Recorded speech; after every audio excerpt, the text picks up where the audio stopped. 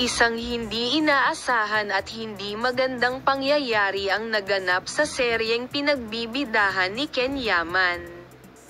Habang puspusan ang shooting ng pelikula, may malungkot na balita ang dumating sa coffee table. Nababahala kaya ang problema sa kalusugan ni Yaman sa kanyang mga tagahanga? Ang kamalasan na naranasan ni Ken Yaman sa set. Naging trending topic sa social media ang balitang nagkaroon ng injury si Ken Yaman dahil sa pananakit ng kanyang binti sa paggawa ng pelikula.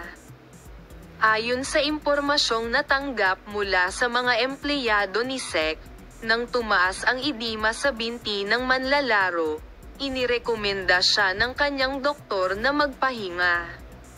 Nagdulot din ng pagkagambala ang insidenteng ito sa schedule ng shooting ng pelikula.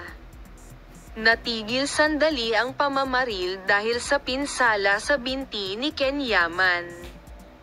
Kalagayan ng kalusugan at proseso ng pagbawi. Matapos masugatan ni Ken Yaman ang kanyang binti, nagpasya siyang magpahinga sa payo ng kanyang doktor.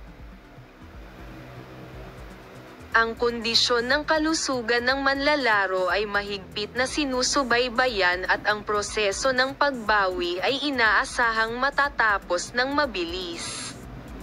Sa panahong ito, ipinagpaliban ang shooting ng mga action scene. Sa kabilang banda, si Ken Yaman, na may kasunduan kay IAPM, ay nagpaplanong bumalik sa mga screen na may serye ng mga proyekto sa bagong season.